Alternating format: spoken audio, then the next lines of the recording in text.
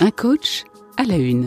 Aujourd'hui, dans Un coach à la une, je vous propose de parler du coaching dans et avec la nature. Les propositions d'accompagnement en extérieur fleurissent ici ou là, mais suffit-il de coacher au milieu d'une forêt ou d'un parc pour faire vraiment la différence ? Pour aborder ce thème, je reçois le coach et superviseur Jean-Luc Chavanis qui a mis au point une méthode de coaching appelée Métanature qu'il nous présentera.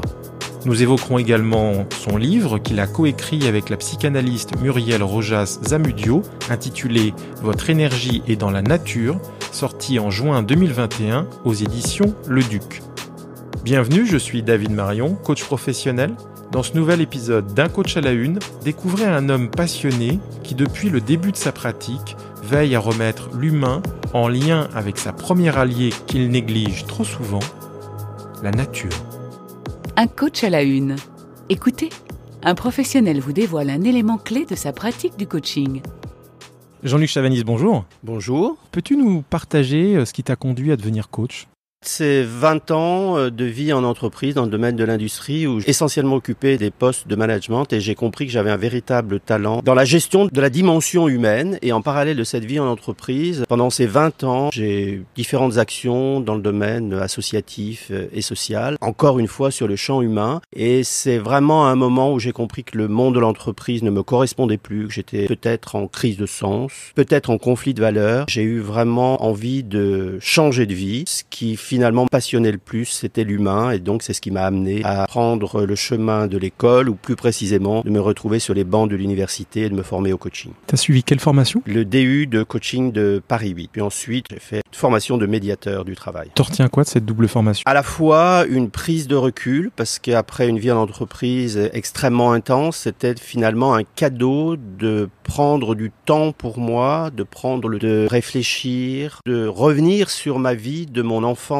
et de concilier le tout. Et c'est là que j'ai vraiment pris conscience à quel point, au fond, la nature était une histoire de gamin, une passion très très forte, et que la combiner avec la nature humaine était une chance inouïe. Et c'est ce travail que j'ai pu faire pendant tout ce temps de cheminement à l'université. En m'intéressant en fait au coaching, j'ai compris à quel point ça pouvait être pertinent de concilier à la fois la nature et la nature humaine. J'ai vraiment pris conscience que finalement j'avais ces deux dimensions en moi qui étaient vraiment très présentes.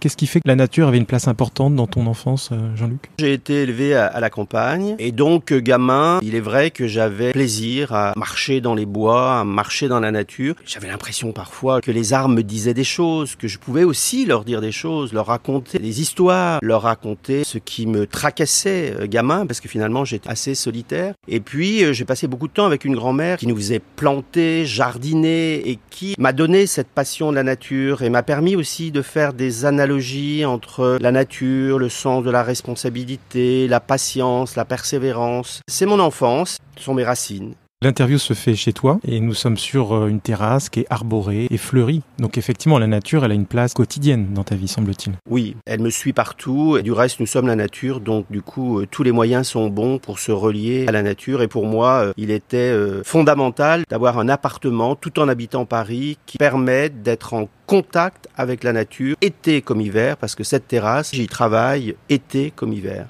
Parlons à présent de Métanature, qui est une méthode que tu as créée. J'ai envie de parler de la genèse de Métanature. Lorsque j'étais en entreprise, j'avais, comme je l'ai dit tout à l'heure, ce besoin d'avoir finalement une autre vie et d'aller dans des univers très opposés au monde de l'entreprise et d'y avoir des actions sociales. En 2002, j'ai créé un atelier qui, au fond, utilisait la nature, c'est un bien grand mot, pseudo-jardinage, comme vecteur d'accompagnement ou comme outil pour libérer la parole avec des détenus à la maison d'arrêt de Fresnes. Donc c'est vrai que c'est un atelier inventé et ce premier atelier a été bouleversant sur le plan humain. Il y avait 8 femmes qui étaient toutes très enthousiastes parce que finalement il y avait de la vie, il y avait des odeurs, il y avait des couleurs. C'était une occasion de sortir de leurs cellules pour venir se relier au vivant. Quand je dis toutes, non, c'est pas tout à fait exact. Il y avait une femme que j'appellerais Mélanie qui ne voulait pas participer. J'essayais pourtant de l'inclure. Elle restait au fond, assise, les bras croisés, impossible de l'inclure. Donc elle était en retrait. Totalement en retrait. Toutes les démarches que je pouvais entreprendre pour la faire participer étaient complètement inefficaces. Et à un moment, Mélanie s'est levée. Elle a traversé cette petite salle pour aller saisir un pot de jacinthe qu'elle a porté à son nez. Elle a humé la jacinthe. Et à ce moment-là, Mélanie s'est totalement métamorphosée. Elle s'est mise à nous parler de son histoire, de son enfance, puis finalement de l'acte qui l'a conduit en prison. Toutes ses collègues se taisaient, un moment presque religieux, parce qu'on la voyait parler avec une telle intensité de son histoire. Soudainement, on tape à la porte et 2 surveillants rappellent que l'atelier est terminé. L'un doit raccompagner les détenus vers leur cellule et moi vers la sortie. Et ce moment, je m'en souviendrai toute ma vie, cette sortie de Fresnes, parce qu'il y avait dans ma tête Mélanie, les bras croisés, fermés, qui subitement se métamorphose. Et je me disais, qu'est-ce qui s'est passé? Toi, tu n'as pas réussi à l'inclure dans ton atelier, et visiblement, cette Jacinthe a réussi à lui donner la parole. Tu penses que c'est le fait qu'elle ait vu cette fleur à un moment donné qui lui a permis de s'ouvrir, d'éclore presque? Mais David, je n'en savais rien. Ça tournait en boucle dans ma tête, c'était totalement obsessionnel. Alors ce que j'ai compris ensuite en travaillant par le mémoire, c'est qu'effectivement la multisensorialité, et là en l'occurrence l'odorat qui nous renvoie aux émotions les plus anciennes, cette sensation avait mis en résonance un certain nombre d'émotions et d'une certaine manière libéré les émotions en fait et la parole. Il y a eu un concours de circonstances et le lendemain, mon boss me proposait un méga poste et moi qui avais toujours été bon soldat, responsable, raisonnable, d'une manière totalement tripale, je lui ai dit mais je crois que ça m'intéresse plus, je crois que j'ai fait le tour de ce que je pouvais faire en entreprise. Il y a eu un déclic. Cet atelier a été vraiment un élément déclencheur. Bien sûr, en moi, il cheminait déjà cette crise de sens, mais c'est vraiment cette histoire qui m'a autorisé à sortir de ma prison de l'entreprise. Et là, je décidais qu'il fallait changer de vie. C'est ce qui m'a amené, en fait, à l'université. Du coup, j'ai fait mon mémoire sur ce sujet. Et ce mémoire est devenu mon premier ouvrage, donc c'est Jardin qui nous aide, qui donc présente cette approche comme outil d'accompagnement. Donc c'est vraiment la genèse de Métanature. Alors, ce qui me marque, c'est qu'à l'instant, tu viens de nous partager que tu t'étais senti, au moment où ton patron de l'époque te proposait une offre plutôt intéressante, sur le papier en tout cas, que toi, tu avais ressenti que si tu disais oui, tu resterais dans une prison. Le mot est fort quand même. À ce moment-là, je me sentais en prison dans le sens où je tournais en rond avec les mêmes projets, où je me sentais enfermé par des décisions d'actionnaires et finalement plus ou moins libre de mes choix, de mes orientations. Pour autant, je suis très reconnaissant de cette entreprise. Je suis très reconnaissant du parcours que j'ai fait dans cette entreprise. Je suis très reconnaissant de toutes les personnes qui m'ont aidé aussi à cheminer. Simplement, à un moment, on peut ressentir, comprendre qu'on est allé jusqu'au bout du chemin et du coup, qu'on a mieux à faire ailleurs. Mais c'est intéressant aussi de se dire que, au fond, la Jacinthe lui a permis de se reconnecter à l'autre et à rester en lien alors que précédemment elle semblait un peu en retrait.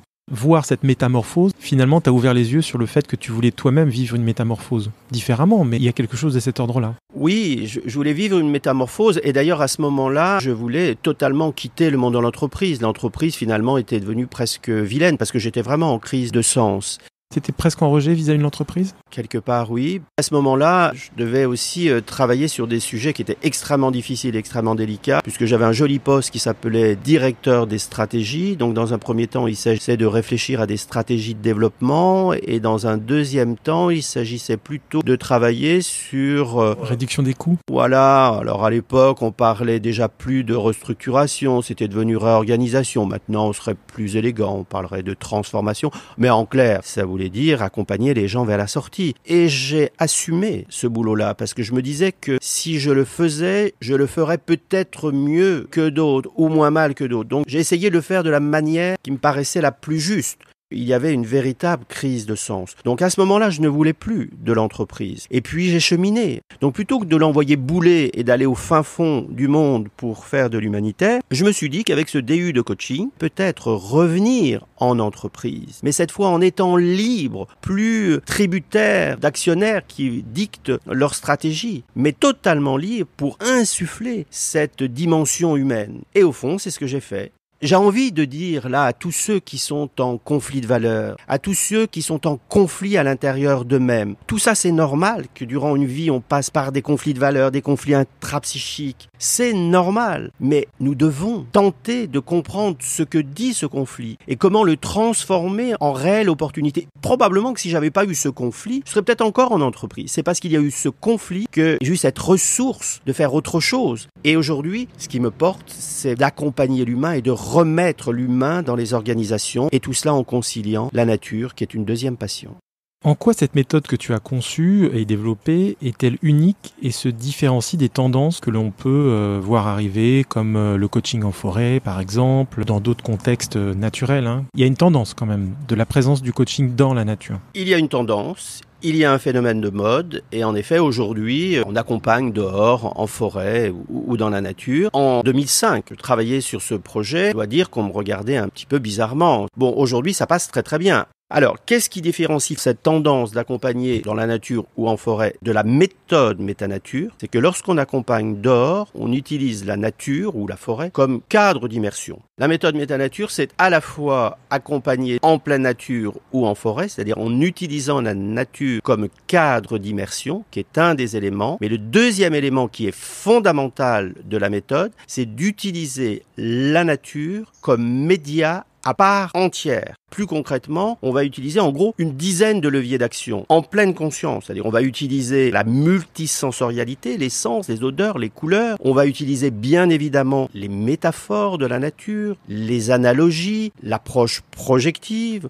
On va utiliser les 4 éléments. On va utiliser la météo qu'il fait. On va utiliser les saisons. On va utiliser aussi le psychocorporel, le fait de pouvoir se déplacer dans un espace. La marche, le rythme de la marche, le jardinage, le land art, c'est-à-dire le fait d'utiliser ou de rapporter des éléments de la nature. Donc on va utiliser vraiment différents leviers d'action, encore une fois en pleine conscience, et c'est ce qui fera la différence. Et d'autre part, si je dis méthode, c'est que pour faire ce travail-là avec les 10 éléments, on va s'appuyer sur un processus en 4 étapes. En face de chaque étape, on a des objectifs à atteindre et pour cela, on va utiliser un questionnement spécifique. Parce que au fond, la particularité de la méthode, c'est quand même d'utiliser globalement autour de ces 10 leviers d'action plutôt les ressentis, plutôt des images, plutôt des métaphores. Le danger serait que nous restions dans les métaphores, dans l'abstrait. Et donc, il nous faut un questionnement spécifique qui nous permet de transformer l'imaginaire, les images, les ressentis en principes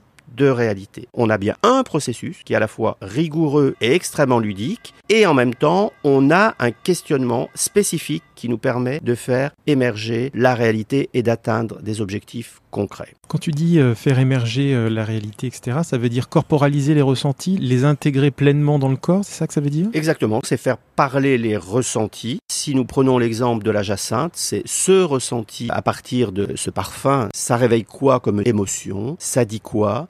Tu définis l'accompagnement métanature comme une méthode inédite d'accompagnement hors les murs, reconnue scientifiquement. Est-ce à dire qu'il y a eu des études scientifiques portant sur cette méthode ? Il y a énormément d'études scientifiques sur lesquelles je m'appuie. En particulier des études de l'université de Washington qui sont en lien avec la psychologie de l'environnement et qui met en avant le fait qu'un environnement immédiat agit sur notre psychologie et sur notre comportement. Donc, ça fait sens par rapport au fait d'accompagner dehors. Et puis, toutes les théories de l'éco-psychologie, de l'ortithérapie, de la sylvothérapie qui nous démontrent les bienfaits de la nature sur le corps physique, sur le corps mental et qui nous aident à clarifier d'une certaine manière l'esprit, en tout cas à stimuler l'imaginaire. Tu nous parlais à l'instant de la théorie de la psychologie de l'environnement. Est-ce que tu peux expliquer pour les auditeurs de quoi il s'agit précisément en quelques mots ? C'est une discipline qui date des années 70, qui vient des États-Unis et qui met en avant le fait qu'un environnement immédiat agit sur notre comportement et sur notre psychologie. Exemple, si nous allons dans un fast-food, il y a une probabilité que les couleurs du fast-food soient rouge, jaune, orange. Et pourquoi ? Tout simplement, fast-food, on n'a pas très envie que nous restions dans cet espace. Donc les couleurs, elles ont une énergie et qu'elles agissent sur notre comportement. Donc on voit bien que les théories de la psychologie de l'environnement sont utilisées dans le domaine du marketing. Si on se retrouve en pleine nature, eh bien évidemment, il n'y aura pas les mêmes effets. Si on se retrouve dans un musée ou si on se retrouve dans un centre de thalassothérapie, les couleurs ne seront pas les mêmes et on verra bien que cet environnement immédiat agira différemment sur notre comportement. Au contact de la nature, notre sensorialité est stimulée. Ça a été évoqué dans l'exemple que tu nous partageais avec Mélanie, je crois, et la Jacinthe. Tu évoques également les 4 éléments. Comment est-ce que cela se traduit concrètement et comment les 5 sens et les 4 éléments nous aident-ils ? En réalité, on va en effet croiser les 4 éléments et les 5 sens. L'idée étant, dans une approche de ressourcement, d'utiliser chacun de ces éléments. Si je prends l'élément terre, il nous permettra de faire un travail avec l'ancrage. Si on prend l'élément air, il nous permettra de faire un travail plutôt sur la pensée, sur l'esprit, voire peut-être la spiritualité. Si on fait un travail avec l'eau, on pourra faire un travail sur les émotions. On va faire un travail dans l'idée de se libérer, de nettoyer. Si on prend l'élément feu, on fera un travail sur de l'énergie. Donc si c'est dans le cas d'un projet, de quelle manière le feu peut me donner cette dimension pour faire pousser mon projet. L'eau, débarrasser de certains éléments qui sont inutiles. L'air, en quoi les éléments peuvent venir booster ce projet. Et puis la terre, l'ancrage et peut-être sa réalisation. Donc finalement, il y a 1001 façons de combiner à la fois les 4 éléments et les 5 sens en fonction du besoin et de l'objectif du client. Oui, bien sûr, parce que si on prend la multisensorialité, encore une fois, dans le cadre d'un accompagnement, on est toujours dans une approche projective, c'est-à-dire qu'on demandera à la personne, en lien avec sa question, tiens, si dans ce jardin, dans cet espace de nature, dans cette forêt, il y avait un élément vivant qui pourrait faire résonance avec ce que tu vis ou ton projet. Et en effet, si elle choisit telle ou telle fleur, ou si elle est attirée par telle et telle odeur, eh bien, incontestablement, cela signifiera quelque chose que le facilitateur ira questionner et investiguer. Donc, on est là dans un ressenti que l'on va éclairer et faire parler. Donc, au fond, c'est un révélateur de l'inconscient. Alors, est-ce que c'est possible d'utiliser cette méthode, quel que soit l'objectif du client ? Je dirais que la méthode fonctionne bien quand on va rechercher à libérer la parole, libérer l'émotion, à faciliter les échanges, à faire dire des choses qui sont plus ou moins faciles, à trouver des réponses quand on ne les a pas, à faire émerger des projets, à libérer le stress, à créer du lien. En revanche, quand on est sur des objectifs extrêmement concrets, il n'y a pas tellement d'intérêt. Hier, par exemple, une personne me demandait d'être accompagnée parce qu'elle doit préparer l'accueil de son directeur général et elle doit lui présenter son activité. Elle voulait le faire en mode métanature, ce serait passé par les métaphores et par l'abstrait, ça ne présente pas forcément d'intérêt. Métanature est tout aussi utile en situation de coaching individuel que de coaching collectif. Absolument. En fait, métanature peut s'utiliser dans plein de domaines différents, aussi bien en coaching individuel qu'en coaching collectif. On peut être sur le champ plutôt du développement personnel, on peut être sur le champ de la thérapie, de la psychanalyse, puisque c'est vraiment un fabuleux outil d'introspection. Et par ailleurs, si on sort du coaching, c'est un outil qui peut être extrêmement intéressant dans une approche pédagogique. Il y a énormément d'enseignants qui utilisent cette approche sur le terrain du soin, dans les EHPAD, dans les hôpitaux, évidemment dans toutes les logiques d'entreprise, et je me répète, dans les logiques d'entreprise, l'accompagnement du changement, les transformations, la cohésion des équipes, le stress, le burn-out et la réparation autour du burn-out, là pour le coup ça va devenir très pertinent.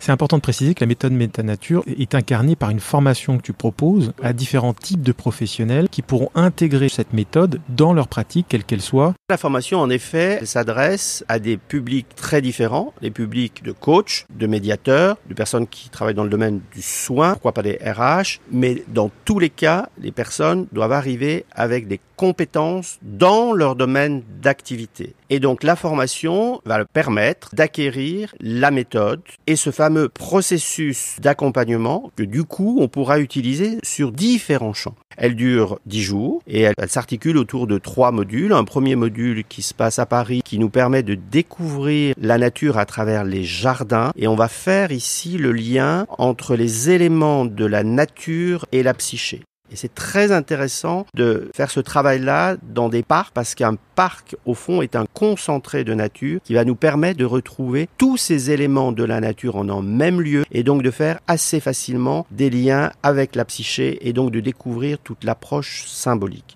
Le deuxième module est un module qui se passe en pleine nature, nous permet de découvrir plutôt la nature sauvage. L'idée c'était d'être vraiment en pleine nature et de découvrir la nature sauvage et comment on va utiliser justement dans une approche métaphorique cette nature sauvage. Et également la sylvothérapie, donc la symbolique des arbres et aussi les bienfaits de la forêt et de travailler là aussi avec cette symbolique-là. Et le dernier module se passe à nouveau à Paris.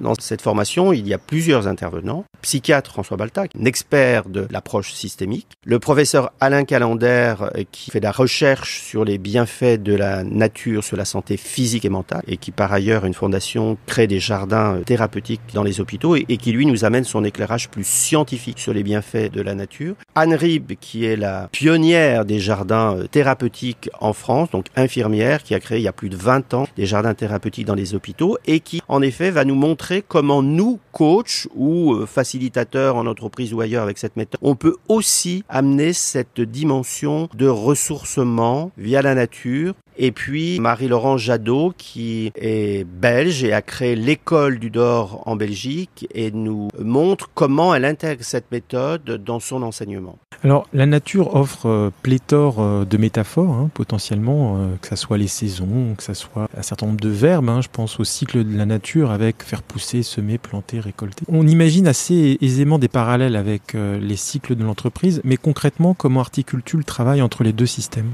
J'ai plutôt envie de répondre par un exemple qui parlera de lui-même. En coaching, il y a quelques années, on m'a demandé d'accompagner un directeur commercial d'une petite structure. Donc, je rencontre le DG de cette structure avec son directeur commercial, se met d'accord sur un coaching, et sur un coaching qui avait été qualifié de performance parce que ce directeur commercial, si je reprends les termes du DG, avait moins la niaque et donc avait besoin d'être reboosté. Le directeur général avait fixé sa demande, le directeur commercial était d'accord avec ce coaching. Donc, après cet accord tripartite, nous commençons notre coaching. Dès la première séance, ce directeur commercial, qui rentrait pas dans le sujet et qui finit par me dire « ça ne servira à rien ». Alors évidemment, je creuse un peu tout ça, et il finit par me dire qu'il passe une période difficile dans sa vie parce que son épouse est atteinte d'un cancer et que du coup, il est évidemment remu par tout cela, et que c'est au fond ce qui explique qu'il a un peu moins la niaque. Alors là, du coup, je suis très embarrassé parce que je lui dis comment puis-je poursuivre ce coaching de performance fixé par votre DG, et visiblement, vous avez besoin, à partir de ce que vous me dites, de toute autre chose. Et d'ailleurs, on fait un parallèle avec la saison. Je lui dis, mais si vous aviez une saison, dans quelle saison vous vous trouvez? Et il me dit, mais je suis en plein hiver, j'y vois plus clair, je suis perdu, je suis glacé à l'intérieur de moi. Comment peut-on faire un coaching de performance qui serait, d'une certaine manière, le printemps, un booster? Là, il a fallu faire un travail de fond avec cette personne pour l'amener à comprendre qu'il fallait qu'il demande à son DG un autre coaching. Ce qui a été très difficile pour lui. Il s'était mis dans la tête que si son DG apprenait qu'il n'était pas bien parce qu'il vivait quelque chose de difficile sur le plan personnel, il allait paniquer parce que c'est sa boîte, c'était son business. Donc il y a eu vraiment un travail à faire à cet endroit avec ce directeur commercial pour qu'il puisse finalement parler à son DG de ce qu'il vivait de difficile et finalement réorienter notre coaching. Donc on est passé d'un coaching de performance à un coaching de soutien. Et d'une certaine manière, ça nous parle bien de saison, de même que ce sera assez évident d'accompagner une entreprise par rapport à ses cycles, par rapport à ses projets, par rapport à ses équipes, en faisant des analogies avec les saisons, mais pas seulement d'une manière théorique, mais c'est d'amener à faire identifier la saison de l'équipe, de l'entreprise très clairement, ce qui n'est pas toujours aussi simple, et en même temps de mettre en face les actions justes et écologiques. Alors tu utilises également dans le cadre de la prévention des risques psychosociaux l'approche métanature. Peux-tu nous expliquer en quoi cette approche peut être une alliée dans ce genre d'accompagnement ? La méthode est extrêmement pertinente sur le champ des risques psychosociaux et donc de la souffrance au travail. Pourquoi ? Parce que avec la méthode et avec la nature, on va faire un travail au niveau du stress. L'université de Washington a mis en avant le fait qu'en 5 minutes, en pleine nature, en forêt, le rythme cardiaque ralentit, la tension artérielle diminue, les crispations musculaires diminuent. Donc on a une action directe au niveau du stress. C'est à la fois prendre de la distance par rapport à son quotidien, lâcher prise, s'aérer la tête. Les Japonais, en s'appuyant sur la sylvothérapie, ont pu démontrer d'une manière scientifique, effectivement, une quinzaine de minutes, en pleine forêt, le rythme cardiaque ralentit, nous l'avons dit, le taux de cortisol diminue, le taux d'adrénaline, qui sont les hormones du stress, d'environ 12%. Donc il y a une action directe au niveau du stress. Donc toute la logique des risques psychosociaux, où il y a une souffrance dans laquelle on s'enferme et dont on ne peut pas forcément parler parce que c'est un sujet tabou, le fait d'accompagner les gens dehors permet de libérer la parole en dehors du lâcher-prise. Donc on va, par le biais des métaphores, permettre aux personnes de mettre des mots MOTS sur leurs mots MAUX. Ça va être beaucoup plus facile dehors. Par le jeu des métaphores, on va dire les choses par le détour et ce sera beaucoup plus facile. Et dernier point, c'est qu'en parallèle de l'accompagnement sur ce sujet des risques psychosociaux, on va donner la possibilité à la personne de se ressourcer par des exercices de reconnexion à la nature, notamment avec les 4 éléments. Et tout cela va vraiment permettre à la personne, en même temps qu'elle fait un travail sur elle, plus sur le plan psychologique, elle va faire un travail sur le plan physiologique en se ressourçant, je dirais même en se renaturant. Et on a pu le constater sur les thématiques du burn-out, combien cette approche peut être aidante. À présent, écoutons le texte que tu vas nous lire. La nature est source d'enseignement pour l'homme. C'est en observant la nature que l'homme a fait de grandes découvertes et qu'il pourra en faire d'autres. Les animaux nous donnent des exemples de vie sociale, solitaires comme les ours, industrieuses comme les fourmis, grégaires comme les gnous. La nature nous montre des techniques performantes, la climatisation des termitières, la résistance de la structure en nid d'abeilles, l'utilisation de l'énergie solaire par les plantes. La nature est une source de plaisir et de découverte pour l'homme. Être au contact de la nature permet à l'homme de se ressourcer. Vivre au rythme de la nature donne le temps à l'homme de se retrouver, d'être en contact avec lui-même. Observer la flore et la faune fait entrevoir à l'homme l'harmonie et la beauté de la création. Soyez conscients de l'importance de la nature dans la vie de l'homme. Nous avons besoin de la nature. Nous sommes issus de la nature. Nous dépendons de la nature pour notre survie, notre nourriture, nos découvertes, notre civilisation. Il faut donc respecter, aimer et préserver la nature. Si nous détruisons et malmenons la nature, nous nous mettons en danger. Nous sabotons notre nourriture. Nous compromettons notre survie future. Nous limitons nos possibilités de découverte. Nous entravons le développement de notre civilisation. Préserver la nature n'est donc pas qu'un caprice de doux rêveurs amoureux des fleurs et des oiseaux. C'est une question de survie pour l'homme. C'est un texte qui est issu d'un site internet dédié à une association caritative, c'est ça ? Oui, c'est ça. Je suis en lien avec différentes associations en Afrique notamment. Et là, il s'agit de l'Association Générale Ivoirienne, qui est une association qui milite pour la paix et la prospérité en Afrique. Et en quoi la nature peut être un outil de paix. T'as un engagement dans cette association ? Pas dans celle-ci, mais dans d'autres associations, notamment Biodiversité for Peace, qui est une association française, mais qui œuvre au Sénégal et qui est à peu près sur le même champ, donc en quoi la nature peut être un outil de paix, et qui par ailleurs développe des ateliers de jardinage dans les lycées pour amener les enfants à cultiver en fait la terre pour obtenir les familles dans les villages et dans les villes à avoir une certaine autonomie. Concrètement, ça permet notamment aux jeunes d'apprendre à cultiver un petit jardin et avoir une certaine autonomie, avoir des fruits et légumes, c'est ça ? Ouais, c'est ça. L'idée, c'est d'apprendre aux jeunes à cultiver la terre, à faire du maraîchage, à faire des potagers pour qu'ils puissent avoir des légumes pour leur famille et aussi transmettre ces pratiques de jardinage à leur famille, dans leur village, à leur entourage pour qu'à leur tour, ils puissent cultiver et avoir une certaine autonomie. Qu'est-ce que tu dis pour convaincre les entreprises d'accepter ce type d'accompagnement peut-être un petit peu différent de ce qui est proposé par d'autres ? L'argument numéro 1, c'est de mettre en avant le fait que cette approche-là va oxygéner les salariés de l'entreprise, leur permettre de prendre de la distance, de lâcher prise, à un moment où la performance finalement peut créer du stress. Donc le simple fait d'aller dehors va faire du bien. Mais en même temps, va nous permettre d'être extrêmement efficace. Parce que le dehors n'est pas dans l'idée d'aller s'amuser. Nous allons utiliser la nature comme média. Et donc, on va faire du 2 en 1. C'est-à-dire à la fois s'oxygéner en allant en pleine nature ou dans la forêt, et en même temps utiliser la nature pour co-construire autour d'un sujet précis et en un minimum de temps, libérer la parole, faciliter les échanges et co-construire un plan d'action concret. Donc la nature n'est qu'un moyen mais n'est pas une fin en soi. Donc il y a un double intérêt, c'est-à-dire on s'oxygène dehors et en même temps, tout en s'amusant, on a un plan d'action concret en fin de séance. Alors je précise que j'ai pas suivi ta formation, mais c'est vrai que je me dis, est-ce que c'est possible dans tous les jardins, dans tous les parcs, où il y a quand même des prérequis pour garantir une certaine congruence par rapport à l'approche? Est-ce que ça peut se faire partout concrètement, Jean-Luc?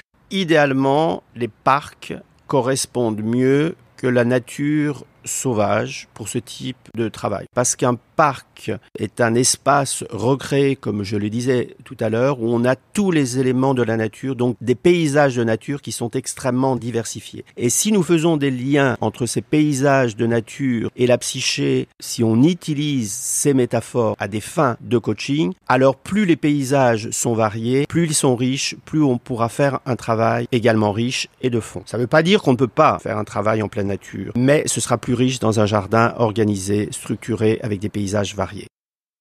Et il vaut mieux un jardin à la française ou un jardin à l'anglaise? C'est-à-dire à la française extrêmement structuré, avec des formes qui répondent à des canons, ou à l'anglaise où c'est un gentil bazar? On aurait intérêt à aller vers un jardin qui combine à la fois des parties plutôt à la française, qui exprimeront très clairement l'ordre. On pourra faire d'ailleurs des liens entre les jardins et le management, donc ça va être très intéressant. Mais ce qui serait intéressant, c'est qu'il y ait aussi des jardins plutôt à l'anglaise, et puis peut-être des jardins japonais, et puis peut-être des potagers, et puis peut-être une partie forêt. Donc encore une fois, le jardin idéal, c'est le jardin qui va avoir plusieurs de jardins. Diversifié. Voilà. Et est-ce que ça nécessite pour le coach qui va préparer son accompagnement de faire un repérage du site qu'il envisage? C'est quand même beaucoup mieux d'aller repérer le jardin en question, justement pour voir s'il correspond suffisamment bien en termes de diversité, en termes d'espace, en termes aussi de situation de repli si toutefois il pleut. Donc oui, c'est mieux de repérer son jardin avant. Est-ce que selon les saisons, l'énergie qui va être en action dans l'accompagnement n'est pas la même? Inévitablement, l'énergie n'est pas la même, mais ce qu'on travaillera ici, c'est plutôt la météo qui nous renvoie à la saison. Donc si on est en plein hiver, bien évidemment, on va travailler avec les métaphores de l'hiver. Peut-être le froid, peut-être la neige. Et en quoi le froid va réveiller certaines émotions ou des sensations. Est-ce que finalement, c'est pas aussi un moyen d'aider tes clients à se reconnecter à un bon sens terrien duquel on est un peu séparés, nous les citadins? C'est vrai que les gens qui sont à la campagne vivent avec le rythme des saisons. Nous, en ville, on est un petit peu déconnectés. On trouve des fraises toute l'année, si on souhaite, malheureusement. Donc il y a aussi ce besoin peut-être de retrouver du sens dans les saisons, le rythme et le respect de la vie telle qu'elle est, j'ai envie de dire, naturellement. Dans tous les cas, avec la méthode, on invite chacun à se reconnecter à sa nature profonde en passant par la nature. Parce que la nature nous amène en fait à nous relier à l'essentiel, à accepter les cycles, à accepter le fait que nous aurions intérêt de rester très humbles parce que nous ne sommes rien par rapport à la nature. On veut tout gérer, on veut tout régler, on veut tout contrôler. Et la nature nous rappelle que nous avons intérêt à faire avec elle et que nous ne pouvons pas tout contrôler et tout régler et que nous aurions intérêt à faire avec elle. Et donc, il y a des analogies et des choses que l'on peut transposer dans l'univers de l'entreprise qui consiste au fond à faire avec et à nous adapter. Il est tout à fait intéressant de faire l'accompagnement malgré le temps ou avec le temps. Est-ce que tu peux nous expliquer un petit peu ce que ça signifie? L'accompagnement en mode métanature se passe quel que soit le temps. Parce qu'au fond, le temps est une forme de métaphore et on va pouvoir travailler avec le client la métaphore du temps. Je vais prendre un exemple très concret d'un accompagnement de cadres dirigeants d'un groupe d'assurance. Il m'avait demandé un atelier un 21 janvier de l'année 2008 ou 2009, entre 18h et 20h, pour faire travailler ses salariés sur la notion de froid, et en quoi le froid pouvait évoquer quelque chose de ce qu'ils vivaient en tant que groupe d'assurance financier en pleine crise financière, qu'est-ce que ça pouvait représenter en lien avec ce qu'ils vivaient si le froid était une forme d'obstacle, et de travailler la nuit Et la nuit était utilisée comme analogie sur l'obscurité, l'incertain, dans cette crise financière qui, au fond, rendait très insécure tous ces salariés. Donc on a pu faire un travail sur ces deux aspects avec la métaphore. Là, ça veut dire aussi qu'il y a eu un choix stratégique qui a été fait en amont, de se dire on va le faire à un moment où, effectivement, au cours de l'accompagnement, il y aura la nuit qui va tomber, parce qu'on est au mois de janvier, et après 18h, et que par ailleurs, il y avait une probabilité qu'il fasse froid, mais peut-être même qu'il pleuve ou qu'il neige. Exactement. L'idée ici était de travailler le levier d'action météo et de l'utiliser pour faire un travail précis par rapport à la demande de ses clients. Le vent, la grêle, la pluie ou l'orage, on va pouvoir l'utiliser dans son coaching en faisant un travail au niveau du ressenti. Qu'est-ce que ça produit chez toi? Qu'est-ce qui se passe en toi et qu'est-ce que peut représenter cet élément qui survient et qui peut gêner ou peut amuser? C'est le premier point. Qu'est-ce que je ressens? En quoi il représente un obstacle ou une gêne? Qu'est-ce que je mets en place pour me protéger ou peut-être faire avec? Ou je rentre à la maison parce que je ne veux pas travailler sous la pluie. Et qu'est-ce que ça peut dire de moi? Est-ce que je trouve des solutions? Est-ce que je m'adapte? Est-ce que je trouve des solutions pour moi?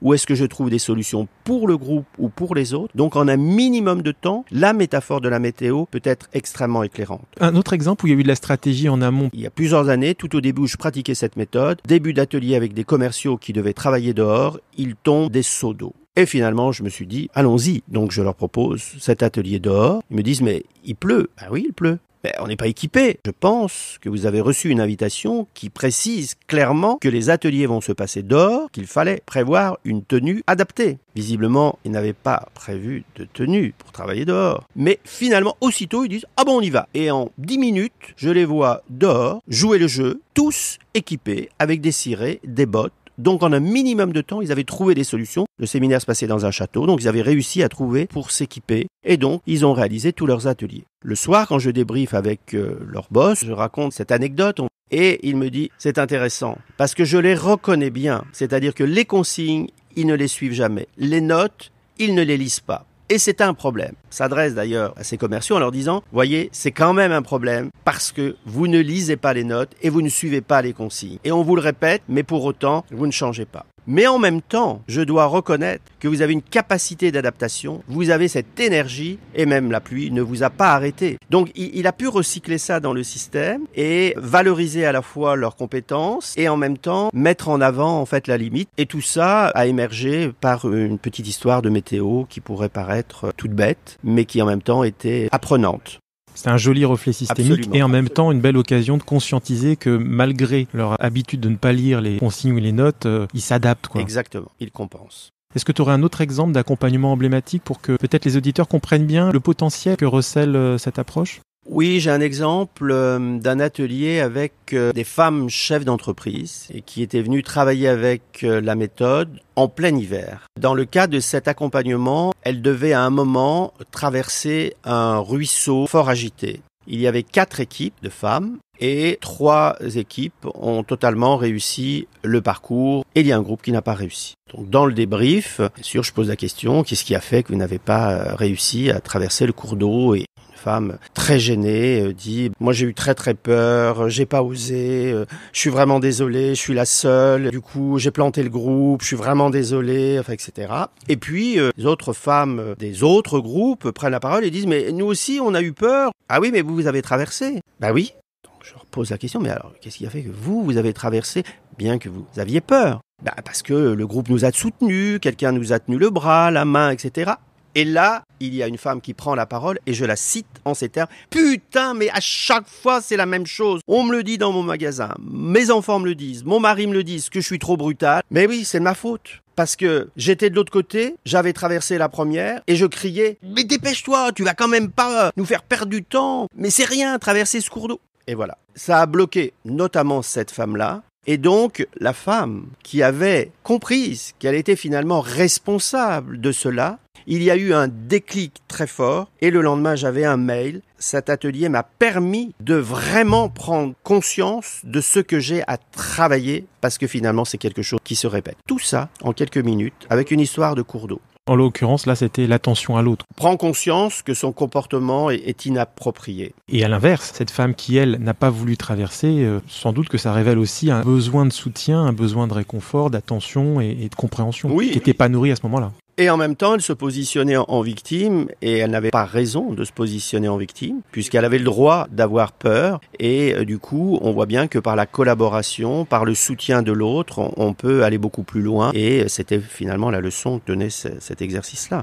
Alors Jean-Luc, je te propose à présent de parler de ton dernier livre qui est sorti en juin 2021 et qui s'appelle « Votre énergie est dans la nature » que tu as coécrit avec Muriel Rojas Zamudio qui est psychanalyste et art-thérapeute. Et le sous-titre est intéressant, « Se régénérer en se reconnectant au vivant, les pouvoirs de l'éco-psychologie » aux éditions Le Duc. D'abord, parler de cette rencontre avec cette femme avec laquelle tu as coécrit le livre. Je connais Muriel depuis plusieurs années. J'ai eu l'occasion de travailler avec elle autour de la création d'outils sous forme de jeux de cartes. C'est surtout pendant le confinement que nous avons échangé, que de son côté, elle comprenait que dans son approche de psychanalyste, recevant des gens dans un cabinet, dans un hôpital, ça ne produisait pas les mêmes effets que recevoir ses patients dans un cabinet en pleine nature. Donc ça a été vraiment des échanges autour de cette nécessité de nature qui était encore plus forte pendant la période du confinement et qui nous a donné donc du coup envie d'écrire sur ce sujet ensemble. C'est un livre qui se lit avec délectation. Moi, j'ai beaucoup pris de plaisir à lire ce livre. D'abord parce qu'il y a des phrases philosophiques. Il y a aussi toute cette partie qui explique ce qu'est l'éco-psychologie, et je pense que nous reviendrons dessus. Il y a la partie avec les leçons de vie que j'ai trouvé très jolie, avec une qualité qui est mise en exergue, et puis des exercices simples que chacun peut faire en auto-coaching ou avec d'autres, évidemment. Des choses très très simples, mais très profondes, qui permettent de conscientiser. Je pense au travail sur l'humilité et le fait de se dire, tiens, si j'imaginais que j'étais un grain de sable du désert ou un brin d'herbe dans ce jardin, qu'est-ce que ça change en moi si j'imagine effectivement qu'il y a plus petit et plus grand que moi et que, au fond, je ne suis pas grand-chose. Il y a cette partie-là que j'ai trouvée très très jolie. Et puis il y a toute la part du colibri où tu invites sur différentes thématiques les lecteurs à se questionner sur comment ils pourraient faire les choses différemment. Alors revenons sur chacune des parties. Est-ce que tu peux nous parler de l'éco-psychologie ? En fait, l'éco-psychologie est une forme de discipline qui allie la psychologie et l'écologie. C'est un courant qui est né dans les années 90 et qui, au fond, met en perspective la relation de l'homme et la nature. Et qui met en avant surtout le fait qu'au fond, l'homme vient de la nature et en s'éloignant de la nature, en détruisant la nature, en domestiquant la nature, crée un certain nombre de dysfonctionnements que nous connaissons, les crises écologiques, les crises sanitaires et puis aussi nos problèmes de santé. Peut-être parler de cette partie où tu invites à travailler avec des exercices assez simples mais très profonds, un certain nombre de qualités. Pour moi, la nature est une école de sagesse. Je pense qu'elle nous apprend déjà la patience. Et je pense que nous avons vraiment besoin de travailler sur cette notion-là dans un monde où tout va vite, où on court tout le temps, et ce besoin de faire une pause. Et d'ailleurs, je crois que le confinement nous a amené à savourer, en tout cas en ce qui me concerne, le silence, la pause et puis la patience. Mais c'est aussi la persévérance, prendre le temps d'observer une graine qu'on met dans la terre qui va germer, qui va peu à peu pousser et puis peut-être fleurir. Et fleurir si nous développons la notion aussi d'engagement, de responsabilité. Je m'engage par rapport à cette plante, à prendre soin d'elle, à l'arroser, à la nourrir, à la protéger des intempéries. Si je prends soin d'elle, peut-être si je l'aime, si je lui accorde de l'attention, il y a des chances qu'elle pousse beaucoup mieux. Peut-être mourra-t-elle. Mais elle a moins de chances de mourir si j'ai pris le temps de m'en occuper. On voit bien qu'on peut faire énormément d'analogies avec la nature. Et puis peut-être l'humilité, c'est évident, nous sommes rien quand nous observons la nature. Et puis j'espère que dans ce livre, qu'il y a aussi de la beauté. Et la nature, elle nous invite à la beauté. On se nourrit de la nature. Et la nature, d'une certaine manière, elle nous fait du bien. Et le fait de la contempler, la nature, peut-être nourrit-elle l'âme. Ce que je trouve aussi très intéressant dans ce livre, c'est qu'il y a pléthore d'exemples analysés sur l'impact de la présence de la nature dans l'accompagnement et ce que ça a permis. Est-ce que ça veut dire que c'est la synthèse aussi de plusieurs années de pratique que tu as voulu transmettre dans ce livre ? Alors, c'est sans doute la synthèse de plusieurs années de pratique. Ce livre, au fond, est composé de 4 grandes parties. La première partie traite des relations de l'homme et la nature et qui revient sur le fait qu'il est fondamental qu'on se reconnecte, qu'on se relie à la nature parce que nous sommes la nature et nous faisons partie de la nature et parce que nous nous en sommes éloignés que nous rencontrons tous nos problèmes de société. Donc là, c'est la partie d'éco-psychologie.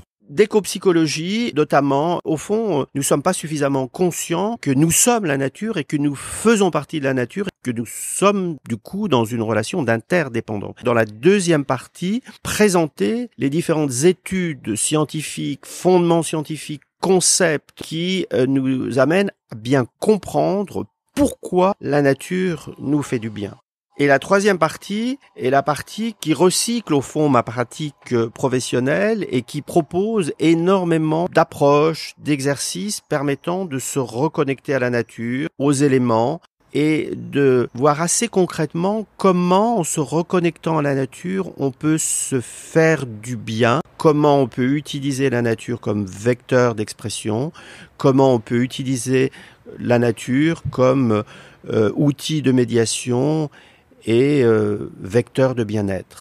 La quatrième partie est au fond comment on peut faire revenir la nature à nous, comment et pourquoi on aurait intérêt de remettre la nature dans nos espaces de vie, c'est-à-dire dans nos appartements, puisqu'on sait que les plantes ont un rôle qui est primordial. Elles absorbent, en tout cas certaines d'entre elles, les composants organiques volatiles, elles assainissent l'air, elles agissent sur notre concentration, sur notre bien-être. Mettre la nature, y compris en ville, sur nos balcons, nos terrasses, nos fenêtres, permet de renforcer la biodiversité. Et dans le livre, on va voir aussi, dans les différents espaces de vie, comment on peut réintégrer la nature. Je pense à l'hôpital, parce qu'il y a des gens qui, effectivement, parce qu'ils sont à l'hôpital, sont privés de nature. Donc comment on peut faire entrer cette dimension, puisque nous savons que le contact sur la nature, la présence du vivant dans les hôpitaux, ou tout simplement pouvant observer le vivant, la forêt, les arbres, depuis sa fenêtre, va faciliter la guérison. Il y a un exemple d'une femme qui est en soins palliatifs et qui, chaque jour, balaye la terrasse et arrache les mauvaises herbes, arrose les plantes, etc. Et ça lui donne un semblant de normalité, puisque en général, en soins palliatifs, on va pas guérir. Mais voilà, il y a un accompagnement vers la fin de vie et ça lui a donné aussi un sentiment sans doute d'action, quelque chose de l'ordre d'être en vie, au fond, y compris dans cette période, qui est une période d'accompagnement vers la fin de vie. C'était très émouvant, cette partie. Oui, c'est très émouvant. Je pense que c'est peut-être le témoignage le plus beau, ce témoignage qui nous parle de cette femme qui est en fin de vie. Et nous parlons de l'unité de soins palliatifs de l'hôpital de Compiègne qui a créé un jardin thérapeutique et qui donne la possibilité aux personnes en fin de vie de sortir dans ce jardin. Et cette personne s'est en allée vers un autre monde, au contact de la nature, en écoutant les oiseaux, en sentant l'air frais et peut-être les odeurs des fleurs. C'est un beau témoignage, comme la nature ici a été un intermédiaire pour passer d'un monde à un autre. Ouais, c'est un beau témoignage. Et puis il y en a d'autres, il y a un témoignage sur le burn-out aussi qui est intéressant, sur en quoi la nature a aidé la personne à prendre conscience, d'une nécessité de prendre le temps, etc. Voilà, il y a des très beaux témoignages dans ce livre, donc je pense que ça intéressera éminemment les lecteurs. À partir du moment où on prend le temps d'observer, d'écouter et de faire des liens avec son observation et son ressenti, je crois vraiment que la nature est une école de sagesse, mais tout simplement une école. Et d'ailleurs, j'ai envie de parler de l'école du dehors, parce que dans les pays nordiques se développe beaucoup le principe d'école du dehors. Marie-Laurence Jadot, qui d'ailleurs nous donne son témoignage, a créé l'école du dehors en Belgique, et elle nous explique que les enfants travaillent 5 matinées par semaine, totalement dehors, y apprennent les mathématiques, les sciences, le français, quel que soit le temps. Et qu'est-ce que ça permet, cette pédagogie en extérieur, alors ? La dimension ludique va aider les enfants à apprendre beaucoup plus facilement, avec le plaisir, avec le jeu. De plus, on va donner la possibilité à ces enfants de prendre un peu plus conscience du rôle de la nature et donc combien il est important en fait de la préserver et donc de réaliser vraiment que nous sommes la nature. Ces enfants éveillés à tout cela respecteront davantage la nature que les générations passées qui l'ont saccagée, sabotée, détruite. Et dernier point pour les enfants, il semblerait qu'ils ne sont jamais malades. Travaillant toute l'année dehors, ils sont beaucoup plus résistants que les autres. Les défenses immunitaires sont renforcées. Alors pourquoi c'est important qu'il y ait une supervision spécifique dans le cadre de l'approche métanature ? Parce que pour moi, il est important que les coachs métanature soient de véritables professionnels de l'accompagnement avec la nature. Et pour cela, ils doivent continuer à apprendre, à se professionnaliser. Et d'ailleurs, cette supervision s'appelle PASS, c'est-à-dire professionnalisation, analyse de la pratique et supervision. Donc il y a bien ces 3 champs en un. C'est une journée de supervision tous les 2 mois par exemple? Comment ça se passe? Ou c'est plutôt en individuel ou en collectif d'abord? Il y a des accompagnements individuels, par téléphone, en visio ou par mail, au moins 1 par saison. Et en parallèle, il y a 2 journées où on travaille en pleine nature, sa professionnalisation. L'idée sur ces 2 journées, c'est d'approfondir ce qu'ils ont appris précédemment, c'est ça? Et éventuellement de compléter la formation s'il y a des éléments qui ne sont pas bien compris. Des journées qui se font à la campagne ou qui se font sur Paris? Comment ça se passe? Alors, elle se passe dans différents lieux, soit dans les parcs parisiens au parc des Buttes-Chaumont parce que c'est le jardin le plus intéressant pour travailler avec la méthode. On peut faire aussi le choix de travailler en forêt parce que du coup, dans le cas de la professionnalisation, on peut découvrir des pratiques nouvelles, comme ce qui a été le cas avec le bain de forêt. On peut aussi travailler plus précisément les éléments, et par exemple l'élément eau, comment on va l'intégrer dans sa pratique, et auquel cas on peut faire une journée en bord de mer par exemple, ou en forêt ou à la montagne, puisque l'idée est vraiment tout au long de ce cycle de supervision d'acquérir de la connaissance. En quoi cette approche pourrait contribuer à faire évoluer la société en pleine mutation depuis le début de la crise sanitaire que nous vivons? Je disais tout à l'heure qu'il est fondamental que nous comprenions que nous sommes la nature et que nous faisons partie de la nature. En détruisant la nature, on se détruit nous-mêmes. Donc cette méthode nous permet vraiment de nous relier concrètement à la nature. Sans la nature, nous ne sommes rien. Alors Jean-Luc, à présent, écoutons un extrait de la chanson que tu as choisie pour incarner symboliquement le thème de cet épisode. Nous parlerons de ce qui a motivé ton choix juste après. Le printemps est arrivé sur ta maison.